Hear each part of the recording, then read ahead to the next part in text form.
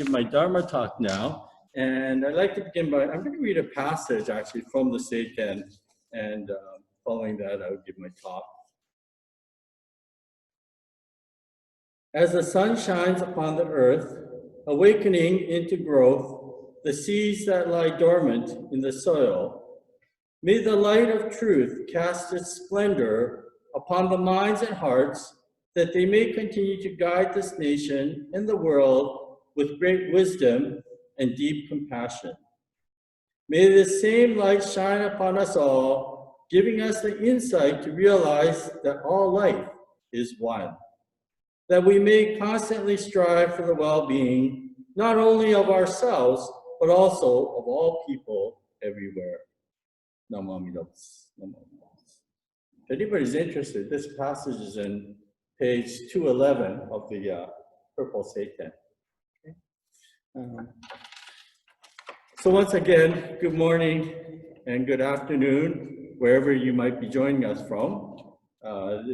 We are here in Steveston to remember loved ones who've passed away during this month of June.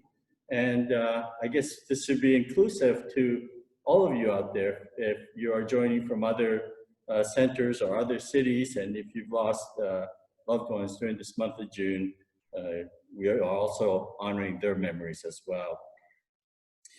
Before I go any further though, I just wanted to share with you something that I just heard at the beginning of today's gathering. A wonderful story, and in fact, Rike from Edmonton shared it with us. Rike is joining us from Edmonton for these services, and I don't know how she got the email to begin with, but when she received the email, apparently Rike used to go attend the Calgary Buddhist Temple. She and her family were in Calgary for a period of time, and when she received the email, she thought actually it was an email from my father, who was the minister in Calgary when she was attending there. So she thought she was going to be joining a service with my father. And so then when she got on, she realized it was not my father, but it was actually myself. So, you know, it's a small world that we live in, and the interconnections are amazing when we start thinking about it. So again, thank you, Rike, for sharing that earlier and joining us today, this morning. Again, our Shotsuki monthly memorial service is a time in which we remember and honor the loved ones who passed on during this month. But from our Buddhist religious perspective, we say that through our loved ones, they are giving us an opportunity to encounter the Dharma again. So they have become what we call our good teachers or friends who have guided us to encounter the Dharma. Actually, for those of you who are not familiar, I wanted to, last week I talked about what we call Buddhism 101, in which I shared a little bit about the statues. But I wanted to actually today, a couple of things I wanted to point out. One is the history of our organization is actually a very old organization. The first temple, the Jodo Shinshu Temple, was formed in 1905 in Vancouver, around the Powell Street area. Just to put that in context, Scouts Canada first started their first troop in 1908. So we actually predate Scouts Canada. I think that's pretty neat fact to know. The temple here in Steveston, our first temple started in 1928. And post-war, we were at another site, and then this particular temple was built here in 1963. So we've actually been here on this site since 1963, which predates myself, because I was born in 1964. So it's older than myself. Okay. It is, in fact, the oldest standing Buddhist temple in the Lower Mainland area. So that's a little bit of art history.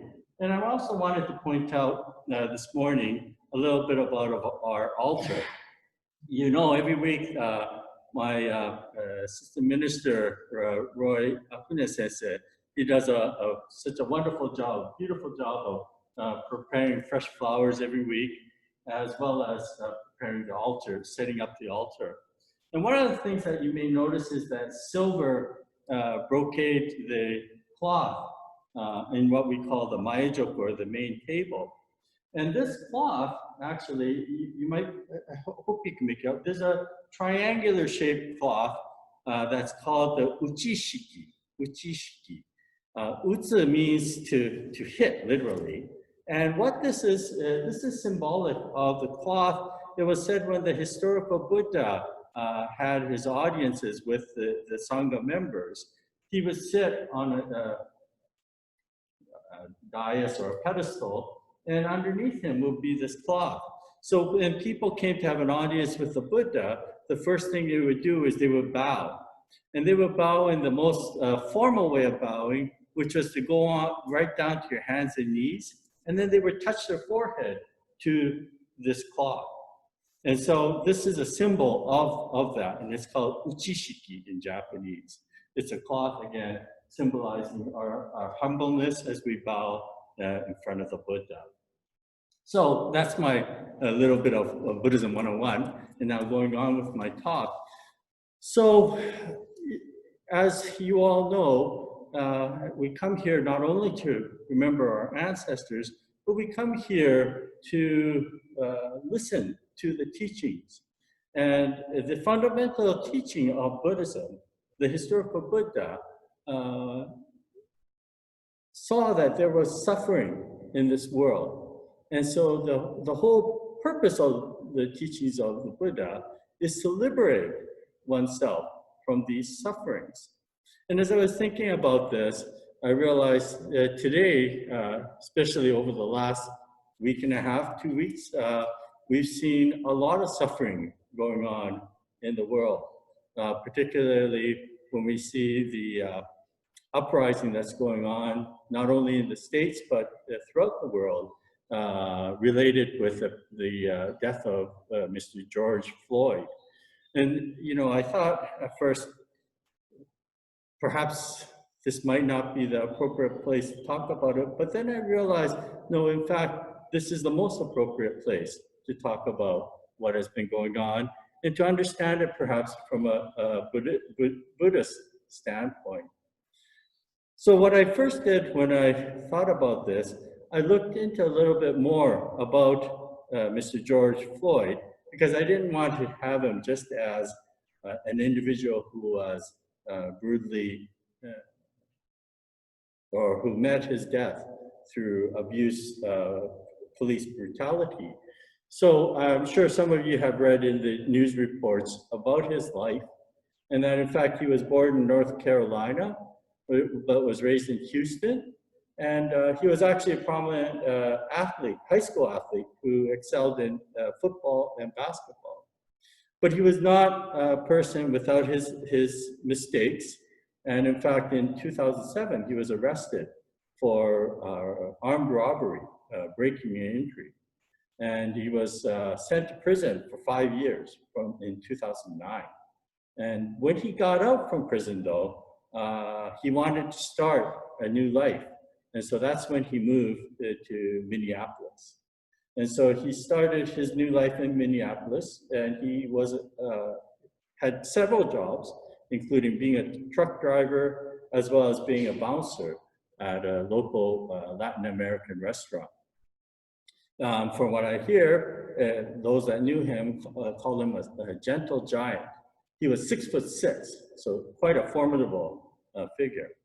And on the morning of May 25th, it was said that George and a couple of his friends went to a convenience store, a local grocery store, and he went to buy a pack of cigarettes.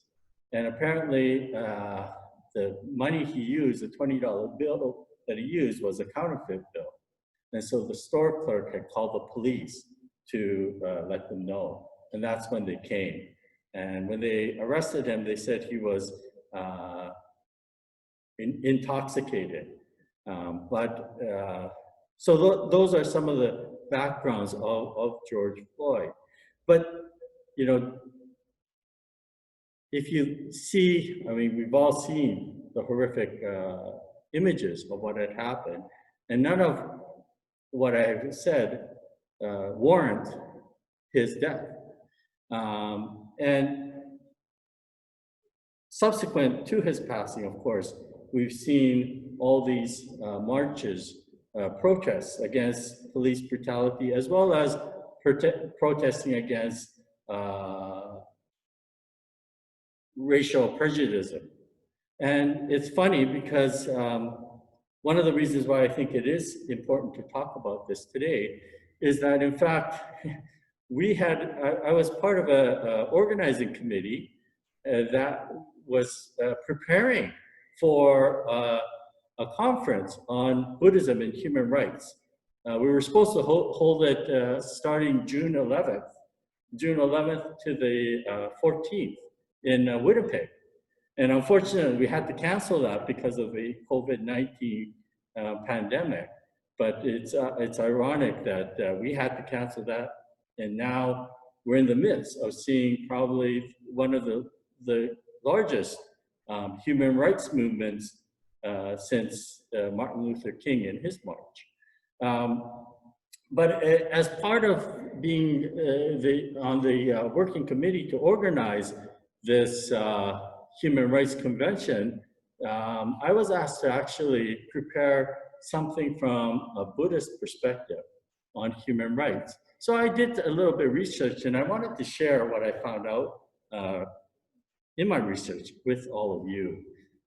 For one thing, Buddhism actually does not come out and talk about human rights per se. And the main reason why I say that is because the human rights movement itself is a relatively young movement. In fact, the human rights movement started after World War II with the formation of the United Nations. And in December 10th, 1948, there was the passing of the Universal Declaration of Human Rights. If you want to see something interesting, you can Google Universal Declaration of Human Rights.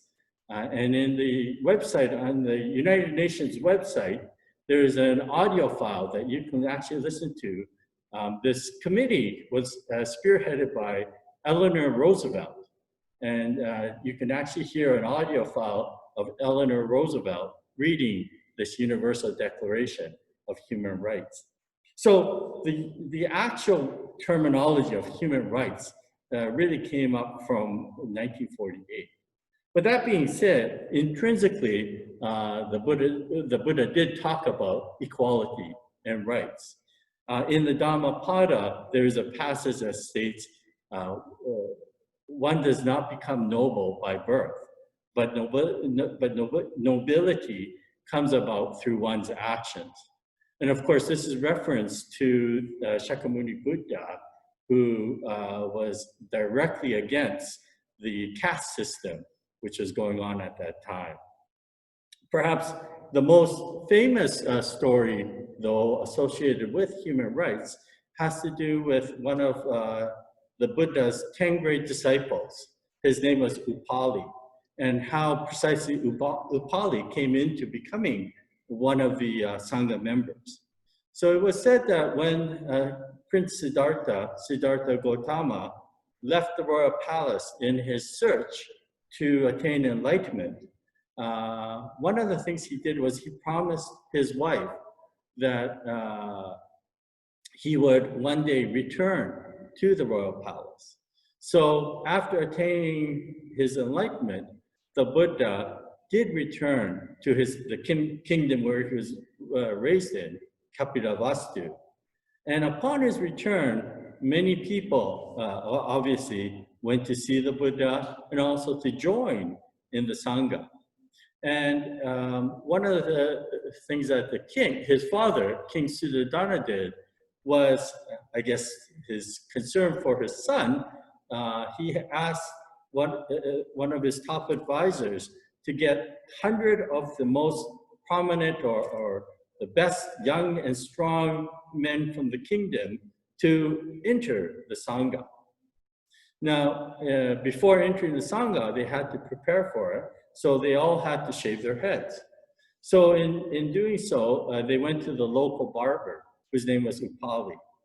Now, being a barber, Upali was in the third level in the caste system. So in the caste system at the time, you had the spiritual leaders, the Brahman, then you had the more warrior class, and then you had servants and people such as barbers who do menial labor, and then below that were what we call the untouchables. So Upali was in this third class. He was a barber. So the head advisor to the king, along with all these young men, went to see Upali to get their heads shaven to prepare for entering the Sangha. And so as they were getting their head shaved, they were all talking about the Buddha, Shakyamuni Buddha. And it's then that Upali openly asked whether they thought he might be accepted as one of the disciples of the Buddha. And of course, all of them sort of scoffed at him, saying, Upali, you come from the third class. There's no way that the Buddha would accept you into the brotherhood. But being undaunted, Upali actually shaved his head and he ran, and he actually arrived at where the Buddha and the Sangha were gathering before the men from Kapilavastu arrived. And Upali, being very timid and afraid, he approached the Buddha and asked him whether there was any way that the Buddha would allow him to join the Sangha. And of course, the Buddha at that time welcomed him openly, saying that all beings are equal. And so Upali then changed into the robes of a monk, and he joined the Sangha. And a little while after, the king's advisor came with all these young men from the country, from Kapilavastu. And they approached the Buddha again, and they asked to join the Sangha, and they were granted. But the Buddha told them that they had to do one practice that all new members of the Sangha had to do, and that was to go and bow before the other Sangha members who were their senior, basically, just because they had joined earlier. So one by one, they started to bow, of course, first to the Buddha, and then they would go to from the highest ranking monk, and so forth. And at the very end, the last monk who had joined the Sangha, of course, was Upali. So when the royal advisor came up to Upali, he recognized Upali, and instantly he sort of froze, and he said, "Upali, is that you?" And Upali shyly looked at him, and the royal advisor snubbed him and said, "There's no way I'm going to bow before you." And it was then that the Buddha apparently stated that, that the royal advisor and all the young men, they had although they've taken the robes of the monk and had gotten rid of their physical attire, that they were still very much holding on to what we call their ego and their pride. And it was actually then that the royal advisor realized the error in his ways, and it said that he bowed deeply to Upali. And since it was said that this Upali became one of the 10 great disciples of the Buddha, and Upali was especially renowned for his following of what we call the Vinaya precepts. He sort of kept all the rules and regulations of the Buddha, of the Sangha, and he was known for that. But again, what this whole story of Upali is talking about is the fact that although we are able to physically maybe or on the outward ways we can say that we feel this way or that way, but in truth the hardest thing to get rid of is our ego and our pride.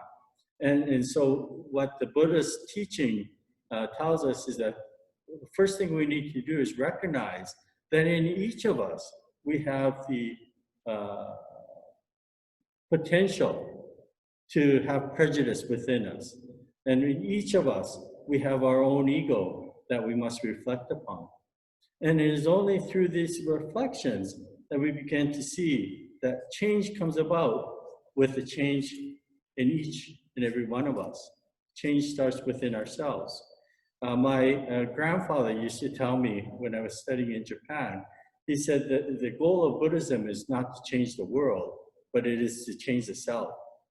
And again, when we think about our own lives, before we can change what's going on out there, we have to reflect on and see how my actions, what am I doing in my life? And through listening to the Dharma, we begin to see that we can truly become one. We can join one another, and we can express our thoughts. We can talk about what is happening, and through that, enlighten ourselves a little bit more. And as we gather here for this Shotsuki service, again, it is a service to honor our loved ones, but through them, they are giving you this opportunity to think a little bit more about what is important in life. Think about the oneness that exists. And as I read in my opening passage, it is through this wisdom and compassion that we begin to realize that in fact, life is truly one. So I'd like to close my talk by reading this passage one more time, and then following that, ask you to join me again in Gassho.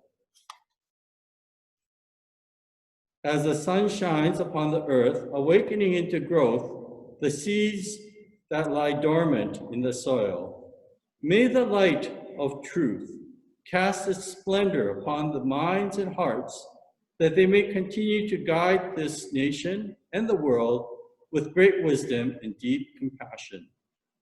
May the same light shine upon us all, giving us an insight to realize that all life is one, that we may constantly strive for the well-being, not only of ourselves, but also of all people everywhere. Please join me in Gassho. Namo Amida Butsu. Namo Amida Butsu.